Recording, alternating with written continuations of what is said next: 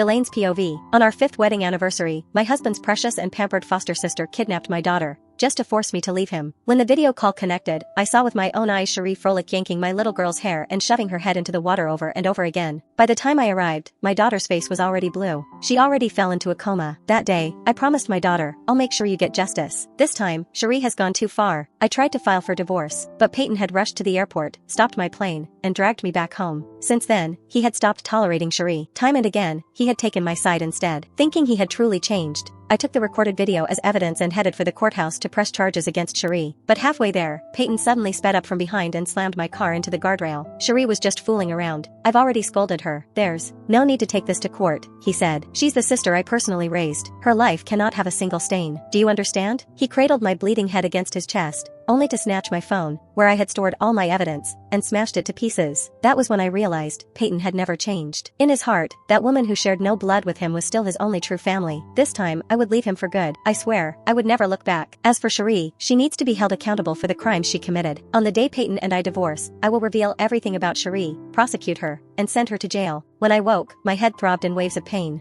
Before I could recall what had happened, I saw Peyton sitting at my bedside, his head lowered as he carefully dabbed some ointment onto my wound. For a moment, it felt as if I had returned to the years when he had shielded me from the world and loved me as if I were the only one who mattered. But in the next instant, memories came crashing down in my head. My daughter, Cherie, the car crash. I jerked up, trying to push him away, but the movement pulled up my stitches, and a sharp gasp tore from my lips. Peyton caught my hands and held me down, his voice low and coaxing. Don't move. You just had surgery. Don't be stubborn. Listen to me. There's no need to go to court. My voice was hoarse, my teeth clenched as I forced out every word. Absolutely not. I will sue Cherie. She has to pay for what she did to our child. Peyton, our daughter isn't even 5 years old. She's our flesh and blood. And Cherie, she's not related to you by blood. Why do you always protect her? His eyes darkened, his expression unreadable. I know you're angry right now, but I've already punished Cherie severely. Look, she's the sister I raised. I can't let her carry out a crime like this for the rest of her life. We can always try to have another child, he added, his voice low.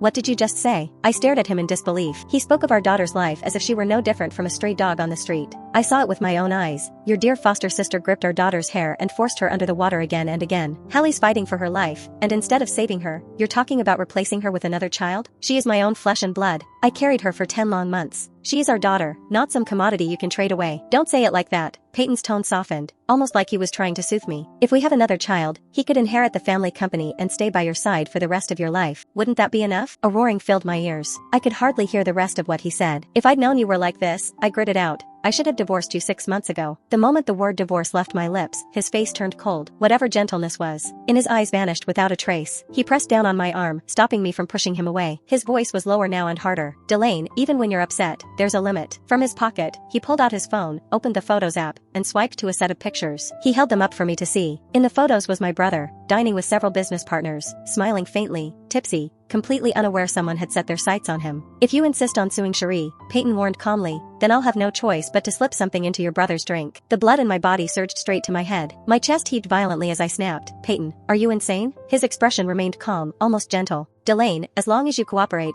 nothing will happen. Listen to me, children aren't something we're short on, right? I was shaking all over. Reddy, my brother, he was the one who had once fought side by side with Peyton to build his family's company. 7 years ago, when Peyton had just inherited the Frolics Industries and the company was on the verge of bankruptcy, it was Reddy who used our family's network to stabilize his position, one step at a time. Later, when I was kidnapped, Reddy charged into the hideout alone and carried me out. I'd clung to him in tears that day, believing this man, Peyton, was worth my whole heart. When we dated, he showered me with love, indulging in grand and romantic gestures. I truly believed he was a man of loyalty, and yet now, for Cherie's sake, he had rammed my car, stopped me from going to court, and threatened my brother's life, without a shred of shame. Tears stung my eyes, spilling over with the heat of my rage. Peyton, you ungrateful, treacherous coward. He only sighed, taking my hand as if to calm me. Delane, I love you. I respect your brother. But Cherie, she's the only family I have left. He tried to reassure me. She's been locked up for days now. She knows she was wrong.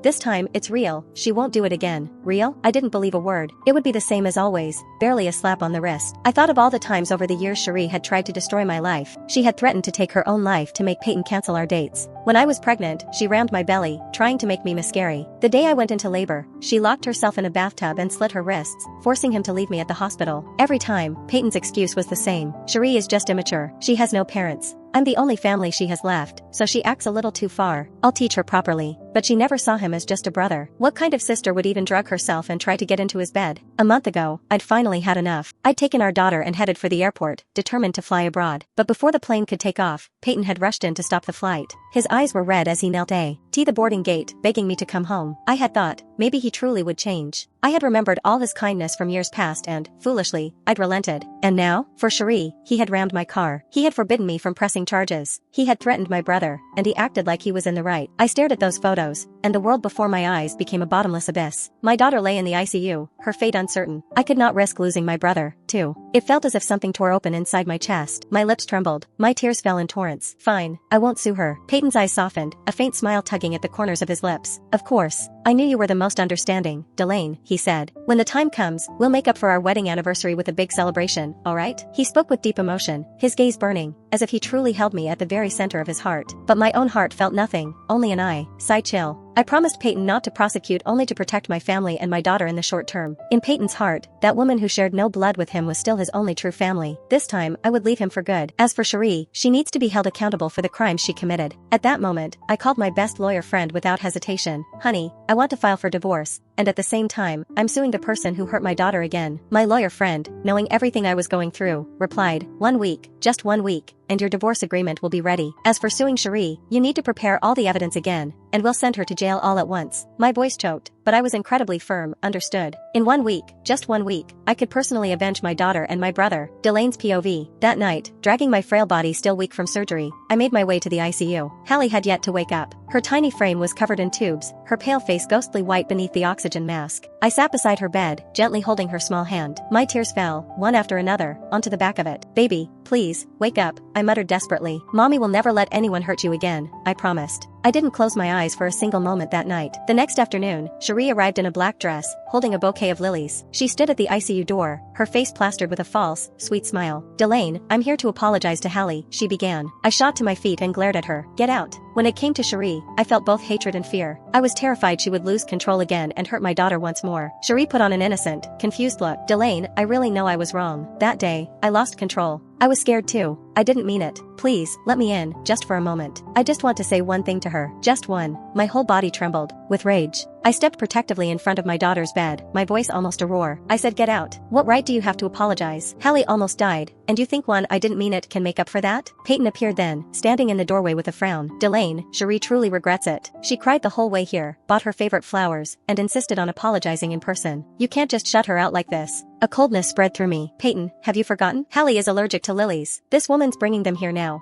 What else could she mean but to try to kill my daughter again? Peyton fell silent. Cherie, however, took a few delicate steps toward me, her eyes glistening as if she were holding back tears. I only bought the flowers I like. I didn't think about it. Delane, I truly meant no harm. Please, forgive me, alright? She reached out to take my hand. Instinctively, I stepped back, shaking her off. Her foot slipped. She fell to the floor, her skirt pulling around her as a wounded expression crossed her face. Delane, Peyton's brows knit tightly. He hurried to help her up. You're being too impulsive. Cherie came here to apologize. Why would you hurt her? She's already humbling herself. Are you really this heartless? He yelled in disappointment. I gave a short, cold laugh. She humbles herself, and that means I have to forgive her? Peyton, my daughter is lying here, kept alive by machines, and you think I'm the one being heartless? Cherie wept pitifully, clutching Peyton's sleeve. Peyton, it's all my fault. I was just too scared. I didn't mean to hurt her. I only pressed a 5-year-old child's head underwater. I cut her off, my voice sharp as a blade. Cherie, do you have any idea that's attempted murder? Her grip on Peyton's sleeve tightened. Her expression flickered. Delane, Peyton's voice dropped into a stern tone. Enough. Cherie has already suffered enough. She's been having nightmares lately. Isn't that punishment enough? My throat constricted. I opened my mouth to speak,